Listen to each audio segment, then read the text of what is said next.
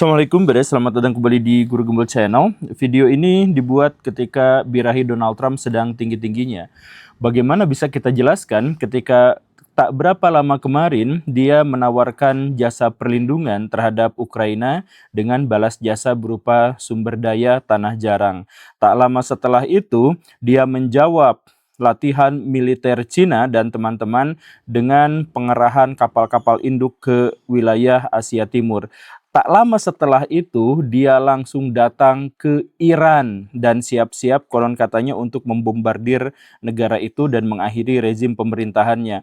Di sela-sela itu, dia menculik Presiden Venezuela Maduro dengan tuduhan narkoterorisme. Dia juga saat itu mengancam Meksiko, kemudian membajak kapal tanker Rusia, kemudian bersumpah akan memiliki Greenland apapun caranya, termasuk dengan militer, yang dengan demikian berarti dia menantang perang terhadap NATO, sekutu-sekutu terdekatnya.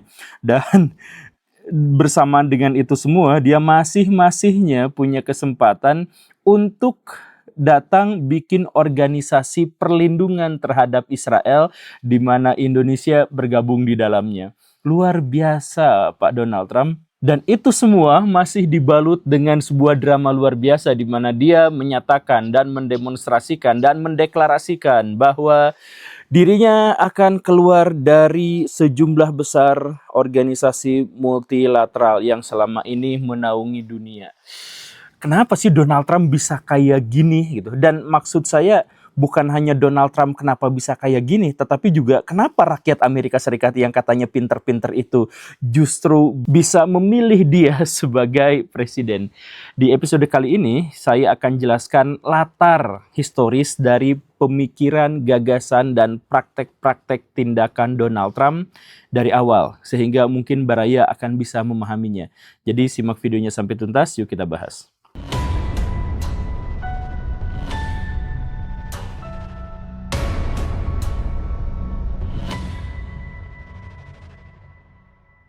Sebenarnya Donald Trump dan Amerika Serikat itu sama. Seandainya Amerika Serikat itu adalah individu dan atau seandainya Donald Trump itu adalah sebuah negara, maka karakternya memang sama seperti itu. Coba lihat, saya ajukan 10 karakteristik dari Donald Trump dan Baraya akan menemukan bahwa itu juga adalah karakteristik dari Amerika Serikat. Yang pertama, narsis. Levelnya megalomania, yaitu menganggap semua orang, semua pihak itu membutuhkan dirinya. Kemudian dominan dan selalu ingin mengintimidasi pihak lain. Berpikirnya dalam logika menang kalah, bukan logika benar salah. Kemudian membenarkan kesalahan dengan legalitas. Dan kemudian bersifat sangat agresif, lalu sering melompati pagar area orang lain karena menganggap bahwa area orang lain juga adalah miliknya. Kemudian sering membuat propaganda, citra-citra, dan narasi, lalu menjadikan konflik sebagai alat kekuasaan dan kemakmuran. Lalu bekerja sama itu hanya dalam bentuk transaksi.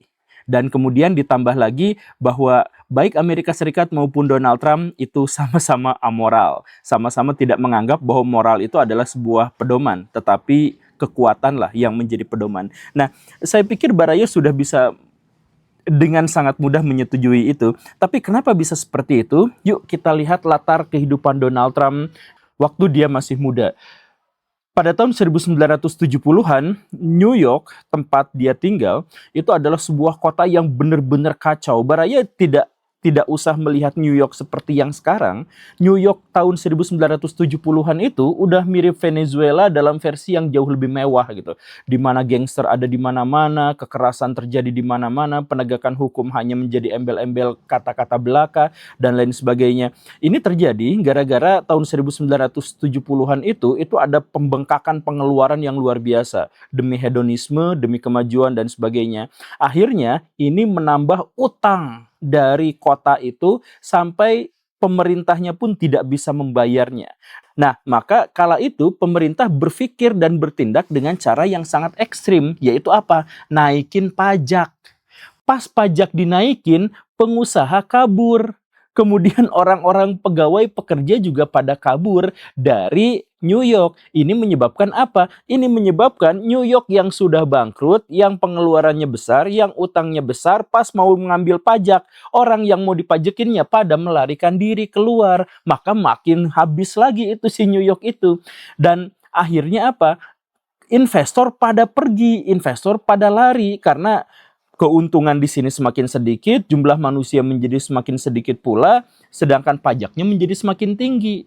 Nah, pemerintah galau lagi, apa yang harus dilakukan? Efek domino berikutnya apa? Dia langsung mecatin sejumlah besar polisi dan pemadam kebakaran.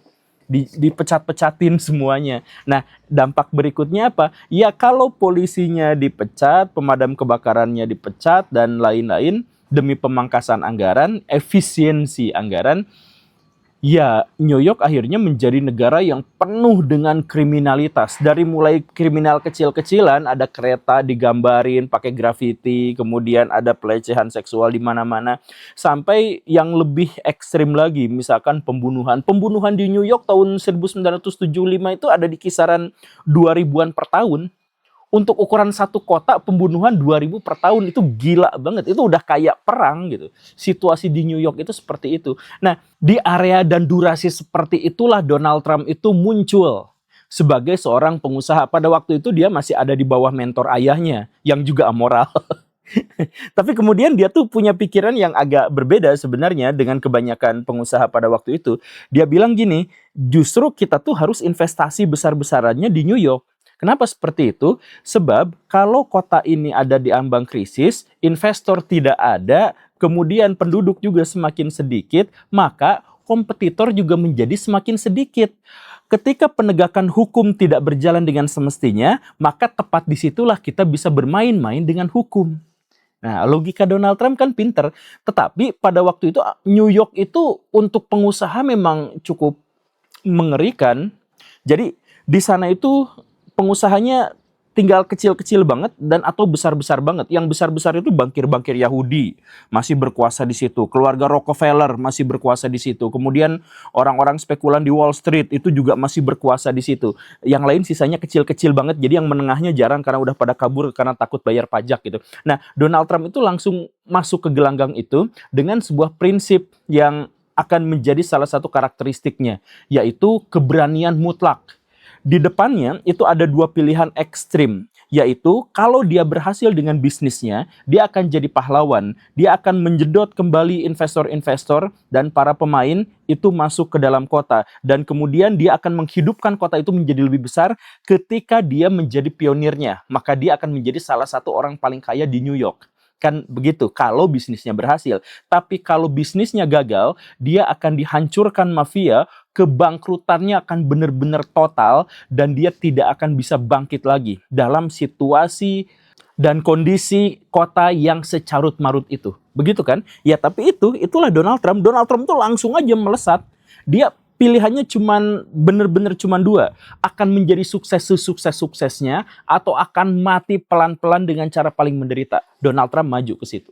Nah, dan luar biasanya gini, Donald Trump itu maju tuh memang benar-benar dengan membawa serta pikiran yang amoral, pikiran yang tidak peduli pada benar dan salah, pikiran yang paling pentingnya itu adalah soal menang dan kalah, dan soal transaksi yang memberikan keuntungan pada dirinya gitu.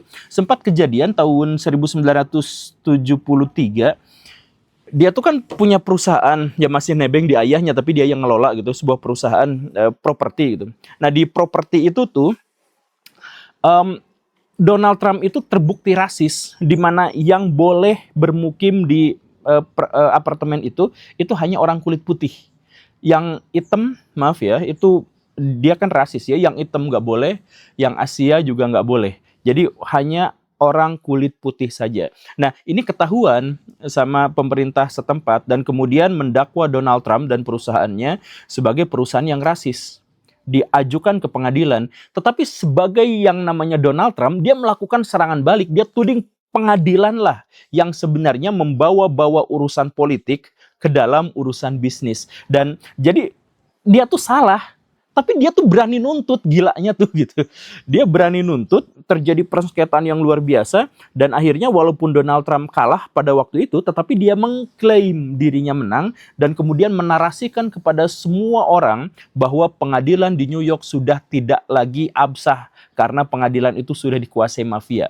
Dia mafianya, dia yang salahnya, tapi dia orang yang paling berani ngotot dalam hal itu. Nah, ini adalah karakteristik Donald Trump, dan ini adalah karakteristik Amerika Serikat.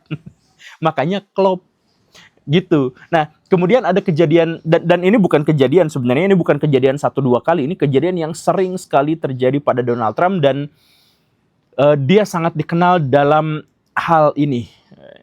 Jadi kalau Donald Trump itu mau bikin properti gitu, ya apartemen, rumah-rumah, apa segala rupa yang kayak gitu, Donald Trump itu kan pasti butuh kontraktor. Donald Trump itu selalu memilih kontraktor itu yang kecil-kecil, yang baru newbie gitu, yang baru muncul, ya yang belum besar gitu, yang reputasinya juga belum dikenal orang. Nah, kenapa seperti itu? Karena sejak awal dia niatnya emang curang. Jadi kontraktor-kontraktor itu dia rekrut yang kecil-kecil itu. Nah, di tengah jalan dia bakal ingkar janji. Setelah semua bangunannya selesai, dia langsung menghentikan pembayaran. Sengaja. Menghentikan pembayaran, kemudian si kontraktor kan pasti marah-marah. Kenapa saya nggak dibayar? Ini saya udah rugi, ini udah bikin segini gede, kenapa nggak dibayar? Kemana perjanjian kamu dan lain sebagainya gitu. Nah, Donald Trump, nggak bisa kayak gitu. Ini kan jelek-jelek kayak gini. Ayo kita tuntut ke pengadilan. Ayo sama-sama kita ke meja hijau gitu. Kita selesaikan di depan hakim. Nah, ini kerjaan Donald Trump yang paling sering dia. Dia tuh predator banget.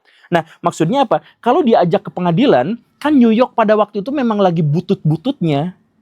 Hukum mereka tuh, polisi mereka, penegak hukum itu, jadi bisa disuap. Dan karena itu, maka Donald Trump itu ngancam gini, ayo kuat-kuatan aja pengacara, kuat-kuatan duit. Pengadilan kita itu segala sesuatunya tuh pakai duit. Hakim kita itu nunggu disogok. Kamu kan kontraktor kecil, saya pengusaha besar, sogokannya gedean mana? Nah, itu yang diancamkan Donald Trump kepada para kontraktor-kontraktor kecil itu. Dia tarik semuanya ke pengadilan. Dan lebih buruk dari itu apa? Kalau si kontraktor kecil itu menolak, karena udah jelas kalah di pengadilan, pasti bakal kalah di pengadilan, nolak, maka Donald Trump langsung akan memfitnah kontraktor itu. Nih, lihat, ini kontraktor yang kemarin mau membawa saya ke pengadilan. Padahal dia yang curang. Dia narasikan di media-media, dan akhirnya si kontraktor-kontraktor kecil itu hancur. Itu serius, itu perilaku umum yang dilakukan Donald Trump. Dan kalau misalkan si kontraktor-kontraktornya itu ngelawan, oke, kita maju ke pengadilan gitu.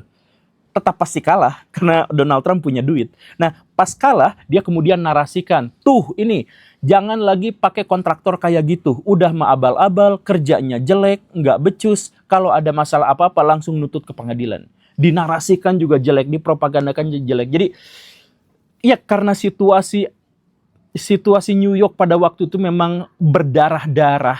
Setiap pengusaha pada waktu itu untuk sukses itu butuh menghancurkan pihak lain. Dan Donald Trump itu adalah orang yang paling gak bermoral, orang yang paling tidak peduli pada benar dan salah, yang penting menang dan kalah. Maka dia tuh sangat sukses di bidang itu. Dia tuh udah biasa banget main-main yang kayak gitu tuh. Nah, apakah Baraya mengira bahwa apa yang dilakukan Donald Trump itu identik dengan yang dilakukan oleh Amerika Serikat? Ya gitu, makanya saya bilang Donald Trump itu presiden Amerika Serikat yang paling klop. Yang seandainya dia jadi negara, dia akan jadi Amerika Serikat. Dan seandainya Amerika Serikat adalah seorang individu, maka dia jadi Donald Trump. Dan luar biasanya dia jujur bahwa dirinya itu tidak bermoral. Dia bilang beberapa kali di media, ya lebih murah bayar pengacara daripada bayar tagihan. Gitu. Jadi soal dia selingkuh, dia jujur. Dia sampaikan kepada orang, gua tuh suka selingkuh, gua tuh demen sama cewek ini, 1 tahun gua hubungan sama dia tuh mantap banget, mainnya di sini. Ya Donald Trump itu terbuka. Ya karena sejak awal dia tuh memang tidak punya pertimbangan moral, utilitarian sepenuhnya gitu. Begitu. Dan kalau soal misal moral tidak bermoral, kemudian jujur tidak jujur, ada bagian yang sebenarnya dia tuh pembohong. Dia jujur dalam hal dia mengatakan bahwa dia tidak mempertimbangkan moral, dia jujur dalam hal bahwa dia bisa saja melakukan perselingkuhan dan dia tidak malu dengan itu, dan sebagainya. Tapi hal yang sering membuat dirinya berhasil itu adalah dia tuh tukang bohong di bidang yang lain. Yaitu apa? membangun citra, membangun propaganda, dan membangun narasi. Hampir semua cabang bisnis yang dia pegang itu dijual dengan overprice dan overclaim. Dia melebih-lebihkan bahwa investasi di sini pasti lebih gede, harganya lebih gini dan sebagainya. Baraya nonton film apa ya? Yang Leonardo DiCaprio yang nawar-nawarin ke orang itu dengan fasilitas yang bombastis. Nah, Donald Trump itu kayak gitu kelakuannya tuh. Jadi dia rela berbohong, berani berbohong untuk menunjukkan bahwa nah kalau misalkan di sini properti di sini ini jauh lebih bagus, tidak ada kemacetan, tidak ada apa dusta semua kayak gitu. Cuman kok nggak ada orang yang nuntut gitu. Ya banyak yang nuntut kayak gitu itu. Dan dia tuh jago dalam negosiasi dan dia tuh jago dalam pilih-pilih lawan. Dia tuh pernah bangkrut berkali-kali tapi dia juga bangkit lagi berkali-kali ya karena apa? Karena orang tuh percaya bahwa dia tuh bisa. Jadi gini, ini yang dipikirkan oleh orang Amerika Serikat terhadap Donald Trump. Soal moralnya anggaplah dia jelek. Soal prosesnya anggaplah dia culas. Tapi hasilnya dia bisa membuktikan bahwa dia adalah pebisnis tulen, pebisnis ulung. Dia selalu berhasil dalam project-projectnya. Itu aja.